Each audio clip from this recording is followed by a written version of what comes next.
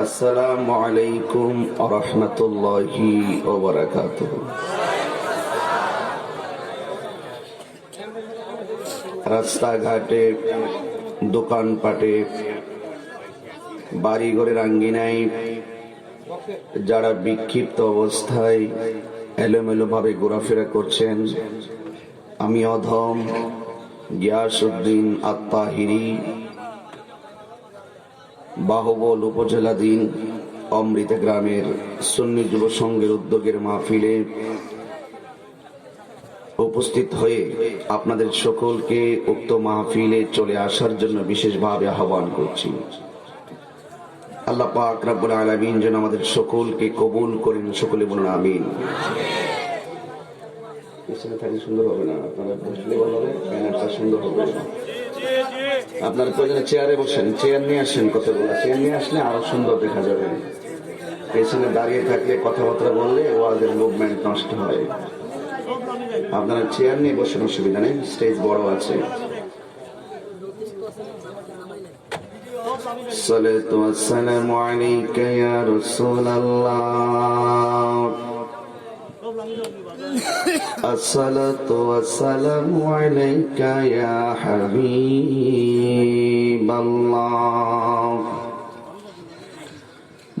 আসসালাতু ওয়াসসালামু আলাইকা ইয়া শফিউল মুযনিবিন, আসসালাতু ওয়াসসালামু আলাইকা ইয়া রাহমাতাল লিল আলামিন।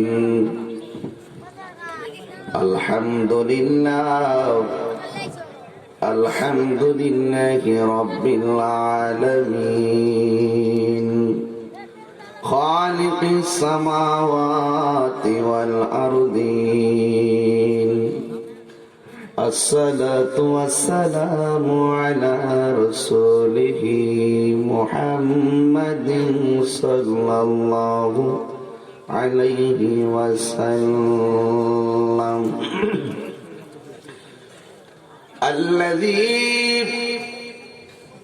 أرسله بالحق بشيرا ونذيرا وداعيا إلى الله بإذنه وسراجا منيرا।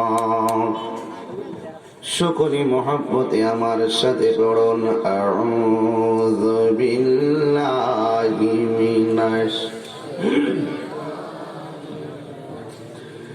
বিসমিল্লাহির রাহমানির রাহিম। ওয়ালা তাহসাবান্না আল্লাযীনা কুতিলু ফী সাবীলিল্লাহি আমওয়াতা بل أحياء عند ربهم يرزقون صدق الله العلي العظيم وصدق رسوله النبي الحبيب الكريم. قال النبي صلى الله عليه وسلم من أراد الدنيا فله الدنيا ومن أراد الآخرة فله الآخرة ومن أراد المولى فله الكل. একটি জবানও বন্ধ রাখবেন না গো, তন্দ্রা নিদ্রা ঝিমুনি ঝিমুনি বাপ ছেড়ে দিয়ে আরামের গুণ যেহেতু হারাম করে দিয়েছেন, মুখ আছে কথা বলা যায়, কিন্তু সব সময় বেহুদা কথা বলা যায় না। চোখ আছে দেখা যায়, সব দেখা যায় না। আজকে যারা এসেছেন সবাই মহব্বতে মায়ার সুরে দয়াল নবীর উপরে দরুদের ঝংকার পাঠিয়ে দিয়ে আল্লাহুম্মা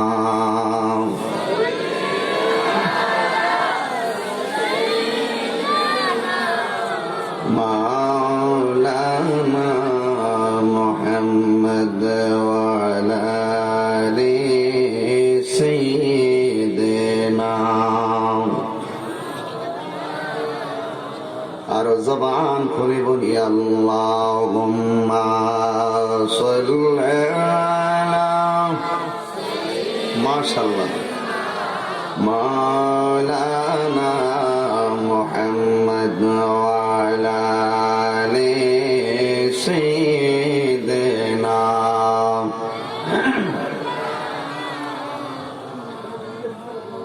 বাতি ছাড়া মাটির ঘরে সাদের দেহ থাকবে পড়ে, সাদা কাফন ছাড়া দেহে কিছুই রবে না রে, কিছুই রবে না। জারি জুরি বাহাদুরি পাপে ভরা সঞ্চাতুরি, জারি জুরি বাহাদুরি পাপে ভরা সঞ্চাতুরি, মরণ মানে না রে, মরণ মানে না, মরণ মানে না। আল্লাহুম্মা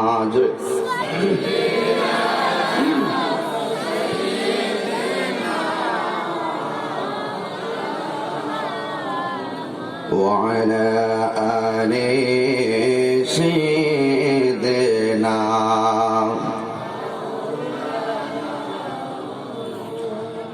লা ইলাহা জবান খুলে লা ইলাহা, এক সাথে লা ইলাহা।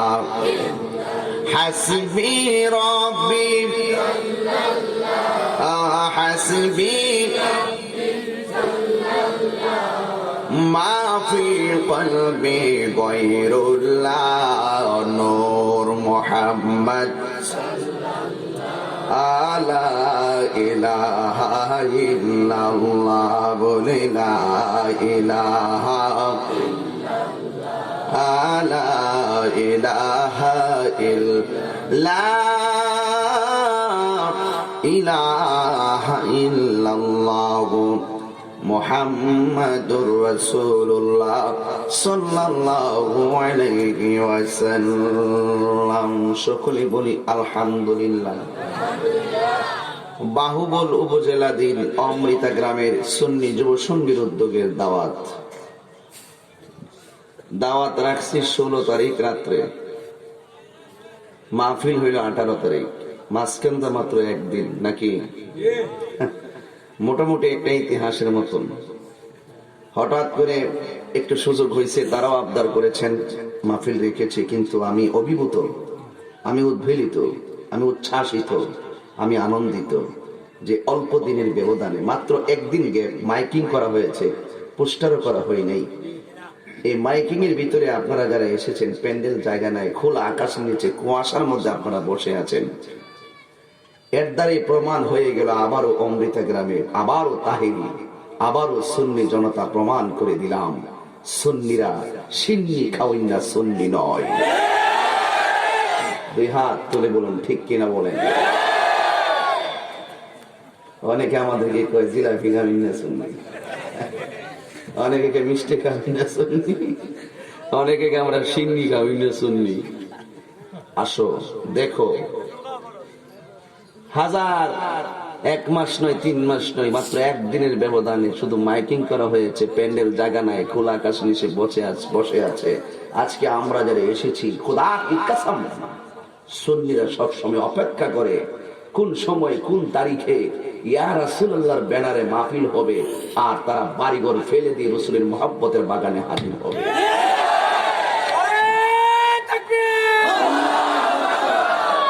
আল্লাহু আকবার। আল্লাহ আর পারস না নারে রিসালাত তো আমরা সুন্নাতুল জামাত বাবা কইলে সবই কইবা। যাই হোক, আমি আছি, তাহিরি আছে, তাহিরি আছে। তবে একটি কথা বলেন, শুনেন, আমাদেরকে আনছে কে? কে এনেছেন? আমাদেরকে কে এনেছেন? নিবেন কে? হায়াতের মালিক কে? মত দিবেন কে? এই মাহফিল ব্যবস্থা হঠাৎ করে করেছেন কে? তাকদীরে লিখে রেখেছেন, করেছি, তাই শুকরিয়া তান পড়ুন আলহামদুলিল্লাহ। লাখ কোটি দরুদ আর সালাম, এরপরে হবে কালাম। সেই নবী পাকের কদম মুবারকে, যিনি হায়াতুন নবী। আমার নবী কি মরা নবী? নবীরে মরা বললে কি ঈমান থাকবে? ঈমান থাকবে? আমার নবী নূর নবী, গায়েবের খবর দেন ওয়ালা হুজুরপুর নূর সাল্লাল্লাহু আলাইহি সাল্লামের উম্মত হিসেবে আল্লাহ পাক আমাদের সকলকে কবুল করেছেন। এই জন্য আকাশ বাতাস মুখরিত করে অমৃতা গ্রামের সুন্নি কনফারেন্সে আজ যারা এসেছেন, সকলে উচ্চ কণ্ঠে আওয়াজ করে শুকরিয়া দান করুন আলহামদুলিল্লাহ। জন্মেছি ভাবে যেতে হবে, তবে এমন জায়গায় পূর্বের পুরুষগণ চলে গিয়েছেন যেখান থেকে আর অমৃতা ঘরে ফিরে আসে নাই। বলুন সেই ঘরের নাম কি? আমাকে ইন্তেজামিয়া কমিটি 3টা বিষয় দিয়েছে, দাওয়াত রাখছি একদিন আগে, বিষয় দিয়ে 3টা। 1 নম্বর বিষয় দিয়েছে হুজুর সামাজিক বয়ান করবেন, 2 নম্বর বিষয় হুজুর কবরের বয়ান করবেন, 3 নম্বর হুজুর একটু কারবালার বয়ান করবেন। বিষয় 3টা, লাগে 6 ঘন্টা। এরা ভাবছে যে যেহেতু অল্প দিন হয় আলাইছি, যা বায়া দোয়ার দিয়া দিবি। আসলে বিষয়টা অনেক বিষয় হলো, আমরা চেষ্টা করব, যেহেতু আমরা এসেছি, চেষ্টা করব সব দিক দিয়ে একটু টাচ দেওয়ার জন্য। আপনারা কি কষ্ট হবে? কষ্ট হবে? কষ্ট হবে? আপনারা থাকবেন তো ইনশাআল্লাহ? আর যাবেন কোথায়? নকল বাড়িতে যাবেন। আসল বাড়ির নাম কি? কবর। এই 2020 আমার জন্য খুব ট্র্যাজেডি সাল। ভাই চেয়ারম্যান সাহেব ফেরদৌস ভাই, আমার আব্বা এই মার্চ মাসের 5 তারিখে 20 সালে মারা গেছেন। আমি সব মাহফিলে এই কথাটা বলি, আমার আব্বার জন্য দোয়া করবেন। আজকের মাহফিলের সম্মানিত সভাপতি আলহাজ আবরু মিয়া সাহেব, উনি কি আসছে? আপনি আল্লাহ আমার বাজানোর হায়াতে বরকত দুঃখ নামিন। আরো আছেন সহসভাপতি 4 জন, মোহাম্মদ নিজামুদ্দিন সাহেব, মোহাম্মদ আব্দুল হামিদ সাহেব, মোহাম্মদ জাহির চৌধুরী, টিমু সাহেব জনাব, হারুন মিয়া সাহেব জনাব, লুলু মিয়া সাহেব, মোট 5 জন। আজকের মাহফিলের বিশেষ অতিথি আমার বন্ধু আর আমার বড় ভাই, আমার শ্রদ্ধাভাজন, আমাদের কলিজা। আমরা একই সাথে আবার গত 24 তারিখে চলে যাব চট্টগ্রামের সফরে, একসাথে মাহফিল। আমার ভাই মাওলানা আল আমিন মুজাহিদি সাহেব, যিনিও এই মাহফিলটাকে রাখার জন্য যথেষ্ট কষ্ট করছেন, এবং আমার স্নেহাস্পদ মাওলানা হাফাজউদ্দিন বুলবুল অনেক কষ্ট করছেন, অনেক রিকমান্ড করেছেন। হ্যাঁ, এরপরে আমরা একসাথে মিলন মেলায় আসতে পেরেছি। এবং আজকের মাহফিলের প্রধান মেহমান বাহুবল উপজেলা পরিষদের সম্মানিত চেয়ারম্যান জনাব সৈয়দ খলিলুর রহমান সাহেব, এবং বিশেষ মেহমান যিনি খুব বুদ্ধিমত্তার পরিচয় দিয়েছেন বক্তব্যের ভিতরে, দোয়া চেয়ে গেছেন, আমরা ওনার জন্য দোয়া করি। সুন্নি নেতা এবং সুন্নতের অত্যন্ত প্রহরী, যিনি প্রশাসনিকভাবে আজকে অনেক সহযোগিতা করেছেন, আমার ভাই 1 নং স্নানঘাট ইউনিয়ন পরিষদের জননন্দিত চেয়ারম্যান জনাব ফেরদৌস আলম সাহেব। সবার জন্য সবাই দোয়া করি, আল্লাহ পাক আমাদের সকলকে যেন কবুল করে, সকলে বলুন আমিন। আমি খুব লম্বা চূড়া নয়, দেখেন শীত কিন্তু পড়ে গেছে, আমরা ভাবিও না যে এত শীত পড়ে যাবে। এরপরে বলুন, আমরা পেয়েছি ফিকহের কিতাবে যে ইবাদতে কষ্ট বেশি, সেই ইবাদতের সওয়াবও বেশি। যে ইবাদতে কষ্ট বেশি, সে ইবাদতের সওয়াব বেশি। আজকে আপনারা যারা কষ্ট করে বসে আছেন, আজকে এই খোলা আকাশের নিচে কুয়াশার মধ্যে বসে আছেন, আপনারা একটু আওয়াজ করে বলবেন, এই কষ্টের উসিলাই আমার আল্লাহ আমাদের জীবনের গুনাহ মাফ করতে পারে কি পারে না? ওয়াজ মাহফিল ইমোশনের জায়গা। ওয়াজ মাহফিল দুনিয়াবি ইমোশনের জন্য নয়, ওয়াজ মাহফিল হৃদয়ে আখিরাতের একটি ইমোশন ঢুকানোর জন্য। ওয়াজ মাহফিল নিজের জীবনকে পরিবর্তনের জন্য। ওয়াজ মাহফিল সমাজের কুসংস্কারকে সংস্কার করে রাসূল পাকের মহব্বতে, মদিনার একটি মহব্বতের রাস্তা দেখে দেওয়ার জন্যই হলো ওয়াজ মাহফিলের সুব্যবস্থা। নাকি অন্য কিছু আছে? নাকি অন্য কিছু আছে? নাই।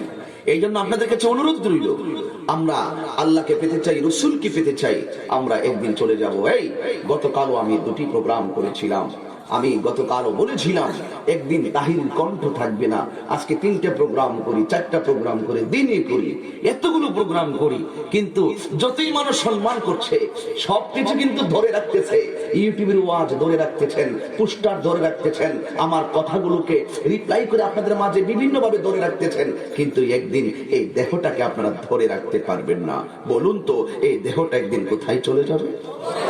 সেখান থেকে আমাকে দাওয়াত করে আনতে পারবেন? তার মানে একটা দিন যাওয়ার মানে হলো আমি শঙ্কিত, আমি চিন্তিত, I thinking about my self, আমি আমার নিজের জীবন নিয়ে চিন্তা করছি। আজকে একটি মাহফিল করে যাচ্ছি, এটাই কিন্তু আনন্দের বিষয় নয়। ভাবনার ব্যাপার হলো গোলাপ ফুল থেকে একটি পাপড়ি যেমন পড়ে গেলে আর জায়গায় ফিরে যায় না, ঠিক এমন ভাবে হায়াতের 1 সেকেন্ড যদি আপনার জীবন থেকে চলে যায়, 1 কোটি টাকা দিয়ে এই সময়টা আর ফিরে আনতে পারবেন না। যদি আমি ভুল বলি আমাকে ধরবেন। একটু know the self, know the self, that means নিজেকে চিনুন, নিজেকে চিনুন, আগে নিজেকে চিনুন। যেই ব্যক্তি নিজেকে নিজে চিনতে পেরেছে সে আমার আল্লাহকেও চিনতে পেরেছে। মান আরাফা নাফসাহু ফাকাদ আরাফা রাব্বাহু, যে নিজেকে নিজে চিনতে পেরেছে সে আমার মনিবকেও চিনতে পেরেছে। বলুন আমাদের হায়াতের মালিক কে? পিছনের ভাইরা কষ্ট নিয়ে আওয়াজ করে বলেন কে? আল্লাহ। সেই মালিকের দরবারে জবাবদিহিতা আছে না নাই? আর জবাবদিহিতা আছে না নাই?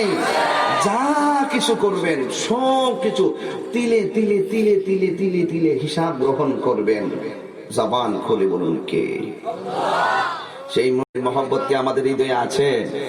নবীর মহব্বত কি আমাদের হৃদয়ে আছে? যদি থাকে একটিবার চিন্তা, এই মাঠটা কি খেলার মাঠ? কি হয় এখানে? খালি থাকে, খালি থাকে, খালি থাকে। এলাকার এত বিশাল বড় একটি জায়গা আপনাদের এলাকাতে, আজকে মাঠটাকে কিন্তু খেলার মাঠ আর আজকে রইল না। এতদিন ছিল খেলার মাঠ, আজকে যেখানে মাহফিল হচ্ছে সেই খেলার মাঠ হয়ে গেল জান্নাতের বাগান। ইজা মারারতুম বিরিয়াজিল জান্নাহ ফারতাউ, যখন তোমরা দুনিয়ায় করে জান্নাতের বাগানের পাশ দিয়ে অতিক্রম করবে, ফারতাউ, সিট ডাউন এভরিবডি, সেখানে বসো। রাসূলকে প্রশ্ন করো, ইয়া রাসূলুল্লাহ এই দুনিয়ায় আবার জান্নাতের বাগান কোনটা? আমার রাসূল বলেন, যেখানে আমার আল্লাহ এবং আমার গুণগান গাওয়া হয় সেই জায়গাটার জায়গা থাকে না, সেই বাড়িটার বাড়ি থাকে না, সেই উঠান আর উঠান থাকে না, সেই জায়গাটা জান্নাতের বাগান হয়ে যায়। এতদিন খেলছেন ফুটবল খেলা, ক্রিকেট খেলা, এই মাঠে আজকে এই মাঠে চলছে এই মুহূর্তে প্রেমের খেলা। সত্য বলছি, সত্য বলছি। এই প্রেমের খেলায় যারা জয় লাভ হতে পারবে, ইহকাল পরকাল তার মঙ্গল হয়ে যাবে। ধৈর্য, যার জীবনে ধৈর্য বেশি তার জীবনে সফলতা বেশি, যার জীবনে ধৈর্য কম তার জীবনে হতাশা বেশি।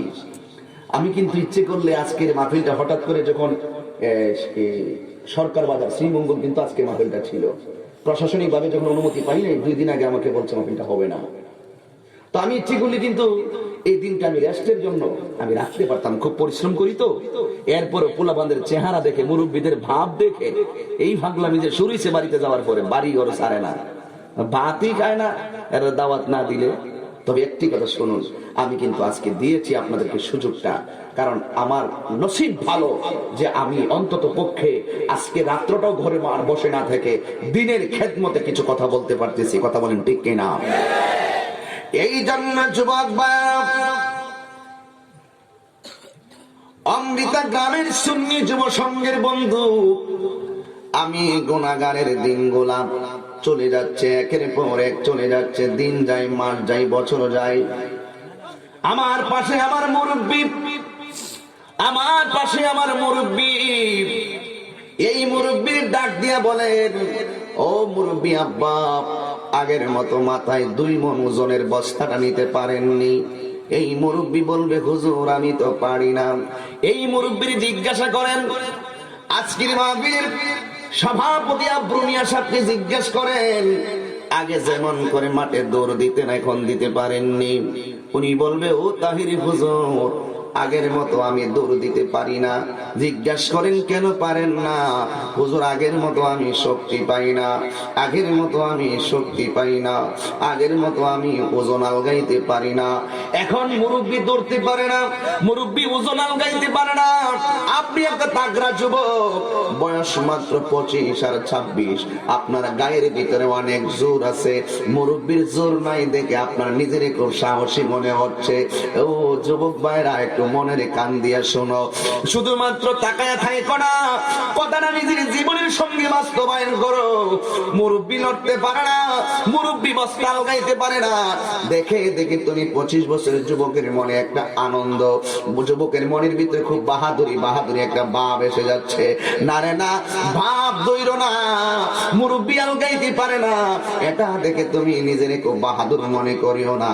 কারণ হলো একটাই, এই মুরব্বীর আগে মুরব্বীর আব্বা দুনিয়াতে আসছিল, বাবা তো বড় বাবা ছিল, বড় বাবার পরে দাদা ছিল, দাদার পরে বাবা, বাবার পরে আমি।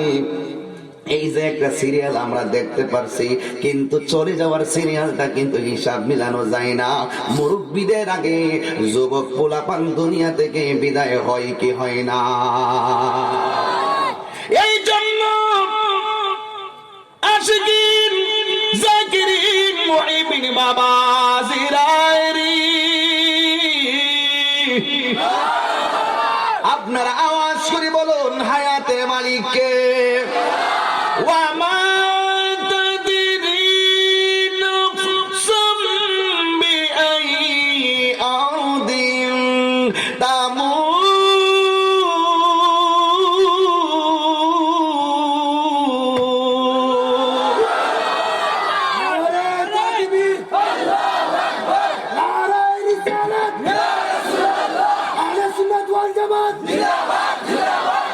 আল্লাহু আকবার, আল্লাহু আকবার বলেন, আর জবান খুলে বলেন আল্লাহু আকবার। মুরব্বির আগে পোলাপান মারা যায় কি যায় না? রুট ঘাটে যায় অনেক দেখি, মোটর সাইকেল টান দিছে, হঠাৎ করে রোডের মধ্যে অ্যাক্সিডেন্টে মারা যায়। বাবার আগে ছেলে মারা যায়, মুরব্বীর আগে এলাকার পোলাপান মারা যায়। এই জন্য মুরব্বীর দুর্বলতা দেখে তুমি নিজের সবল মনে করো না।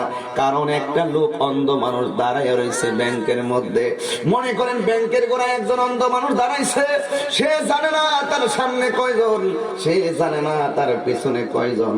কিন্তু যখন জানে না, আবার রিসিপ্ট নিয়ে যখন ব্যাংকারের কাছে দিল, ওই ব্যাংকারের কাছে দেওয়ার পরে এটাও সে জানে না টাকাটা কি আসল টাকা নাকি জাল টাকা। অন্ধ তো সামনে কয়জন তাও দেখে না, পিছনে কয়জন তাও দেখে না। আবার ব্যাংকের মধ্যে যখন রিসিপ্টটা দিল, ব্যাংকের মধ্যে চেক দেওয়ার পরে টাকাটা যে দিল, এই টাকাটা কি আসল টাকা না নকল টাকা এটাও দেখে না। এ যুবকের দল, তুমি আমি প্রতিদিন এমন একটা সিরিয়ালের মধ্যে দাঁড়ায় রয়েছি,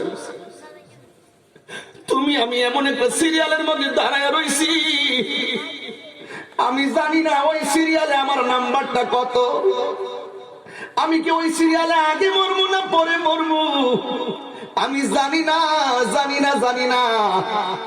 আমিও মরণের সিরিয়ালে, প্রতিদিন লোক মারা যাচ্ছে, আমি আপনি একটা সিরিয়ালের মধ্যে আছি, অথচ আমি জানি না, তুমিও জানো না তোমার মরণের সিরিয়াল নাম্বারটা কত।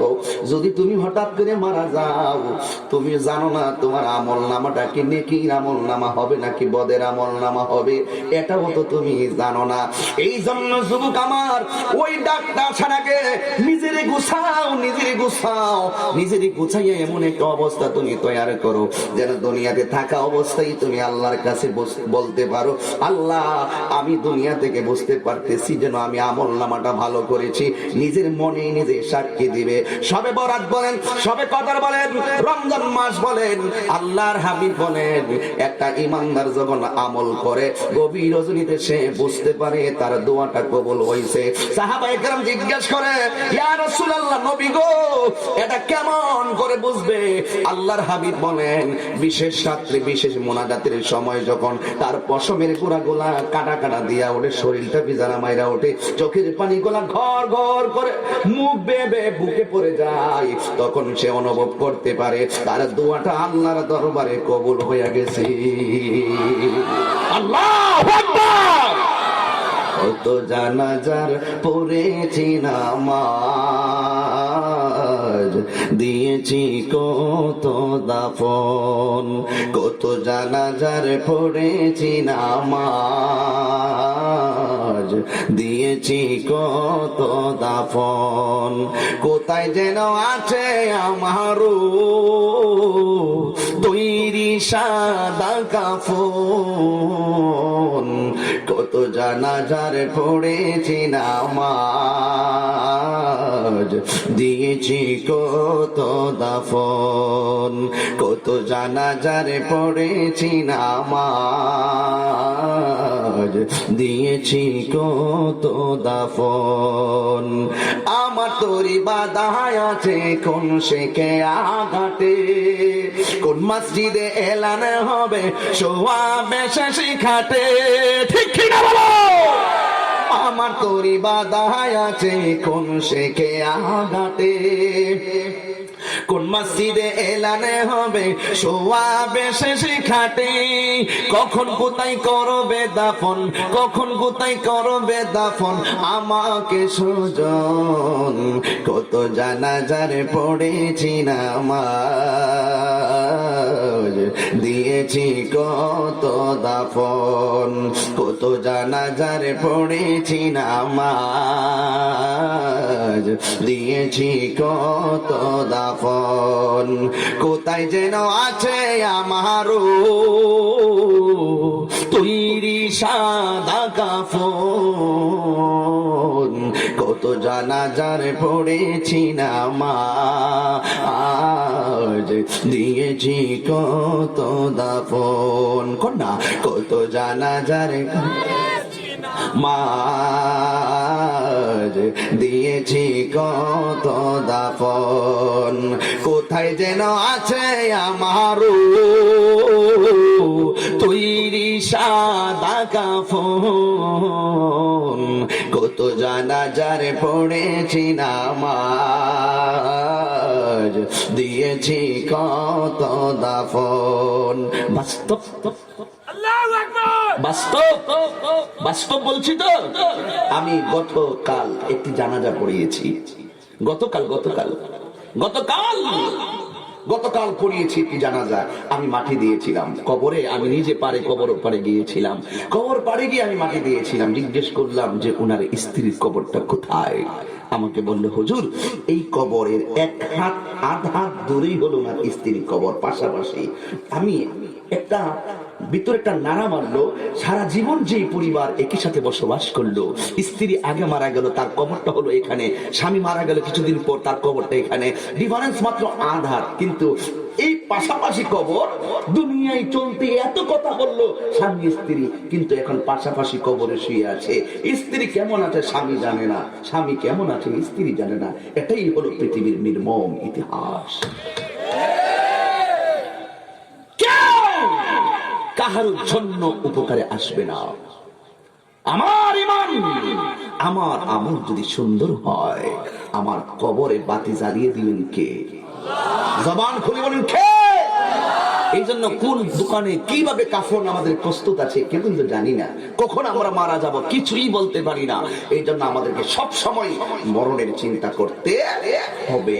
এই ভাই শুনেন না একটু কথা, বাস্তব কথাগুলো একটু শুনেন।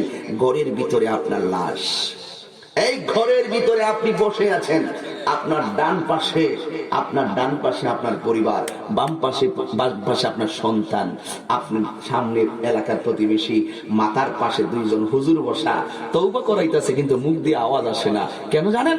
মুখের এই জবানটাকে আল্লাহ কেড়ে নিয়েছেন। কান দিয়ে শুনে না, কানে আল্লাহ একদম ডিফা মেরে দিয়েছেন। চোখ দিয়ে দেখে না, আবরণ ফেলে দিয়েছেন।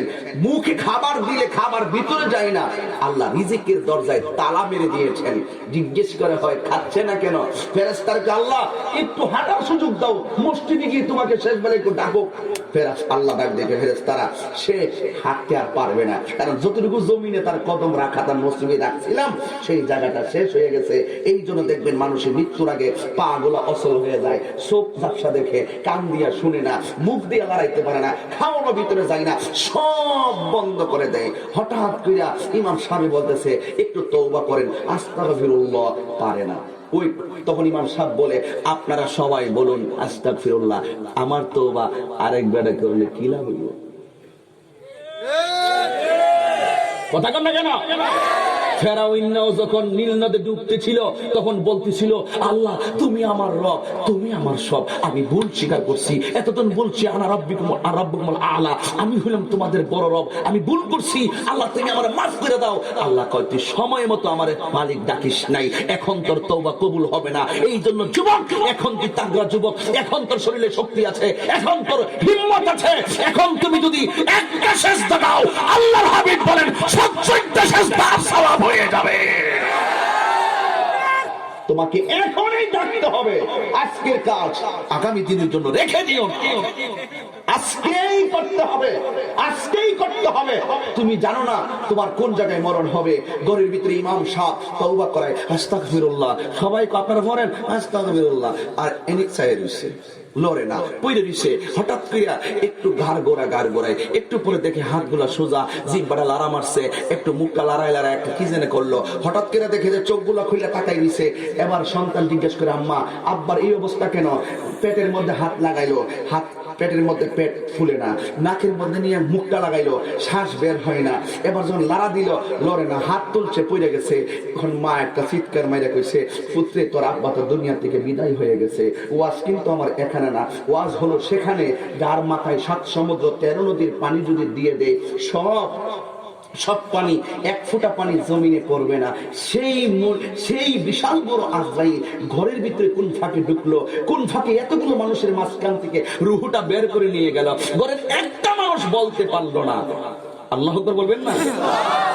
এই জন্য আমি বলি কি, আমাকে বিষয় দিয়েছেন তো আমি একটু বাস্তব কথাগুলো বলছি। এই জন্য বাড়ি বায়না করছেন, বিল্ডিং বায়না করছেন, চেয়ারম্যান সাহেব আমিও জায়গা বায়না করছি, আমার জমিনের জায়গা বায়না করছি, মাদ্রাসার জন্য, বাড়ির জন্য বায়না করছি, আরেকজনের জায়গার জন্য বায়না করছে, বাড়ি ঘরের জন্য বায়না করে, কত কিছুর জন্য বায়না করে। একটু গুরুস্থানের মাটির একটু বায়না করেন তো। গুরুস্থানে একটু মাটি বায়না করে রাখে রে, এক্ষুনি তোর আসতে পারে চলে যাওয়ার ডাক। ওরে মন, গুরুস্থানের একটু মাটি বায়না করে রাখে রে, এক্ষুনি তোর আসতে হবে রে চলে যাওয়ার ডাক।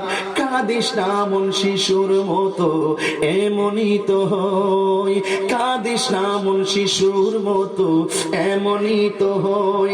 এই তো জীবন অন্যের দেয়া, তোর তো জীবন নয় রে, তোর তো জীবন নয়। খাঁচার ভিতর প্রাণের ময়না, চিরদিন আর আপন রই না। খাঁচার ভিতরে প্রাণের ময়না, চিরদিন আর আপন রই না। হঠাৎ করে পালিয়ে যাবে একটু পেলে ফাঁকে রে, গুরুস্থানের একটু মাটি বাইনা করে রাখে রে, এখনই তোর আসতে পারে চলে যাওয়ার ডাক। ওরে মন, গুরুস্থানের একটু মাটি বাইনা করে রাখে রে, এখনই তোর আসতে পারে চলে যাওয়ার ডাক। কি বলছিলাম? কাঁদিস না মন শিশুর মতো এমনই তো হই। বাবা মরছে শিশুর মতন কাঞ্চিত, আসলে দেখো কি কয় ইতিহাস কি বলে, কাঁদিস না মন শিশুর মতো এমনই তো হয়। বাপ গেছে এমনই তো হয়, মা যাবে এমনই হয়, তুই যাবি এমনই হয়, চেয়ারম্যান যাবে এমনই হয়, চেয়ারম্যান যাবে, মন্ত্রী যাবে, রাষ্ট্রপতি যাবে, এমনই তো হয়। আল্লাহু আকবার, আল্লাহু আকবার, এমনই হয়। ইয়া রাসূলুল্লাহ,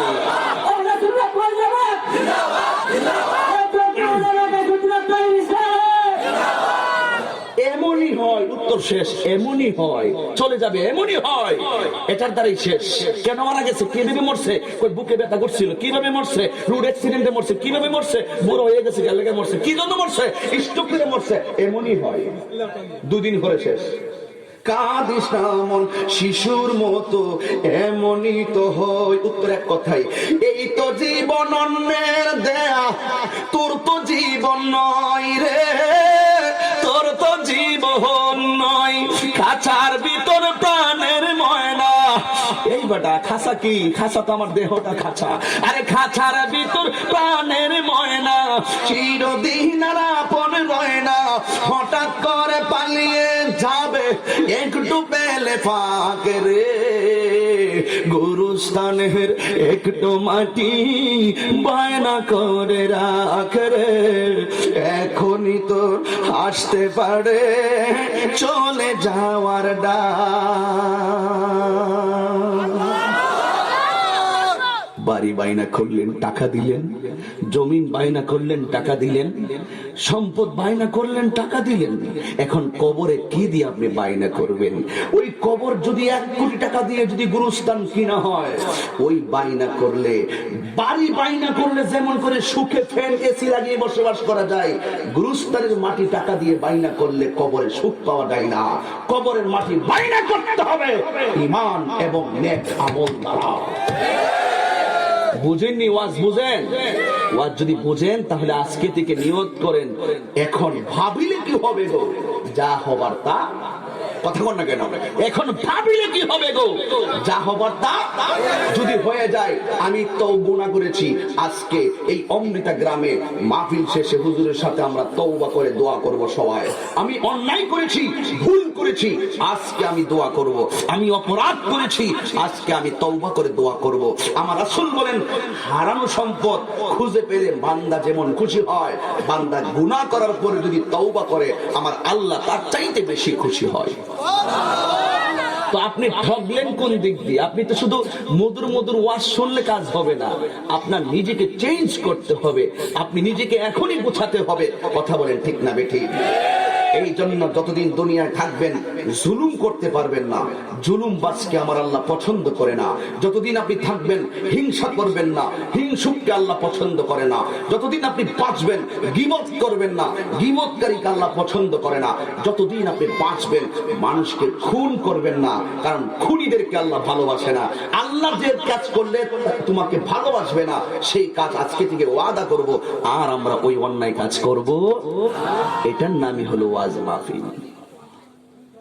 ওয়াজ এগুলোই, ইতিহাস বলবো, সুবহানাল্লাহ বলবেন, নাচবেন, খুব ভালো লাগবেন, কিন্তু বাড়িতে যাওয়ার পরে যেই লাউ সেই কদু চলবে না। তোমাকে পেয়ে গেছে দুনিয়ার জাদুতে। আমরা রাসূল প্রেমের মধু খেতে চাই, দুনিয়ার কোন দান্দাবাজের জাদুতে করতে চাই না।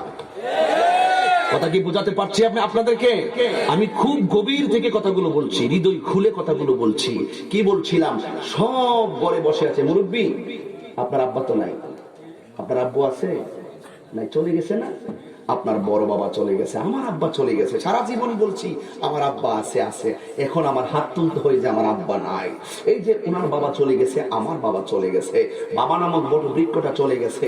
খোদার কসম, ঘরের ভিতরে বাবার চাদর আছে, খাট আছে, বালিশ আছে, পানের বাটা আছে, কিন্তু সব ঠিক আছে, আমার বাবা নাই।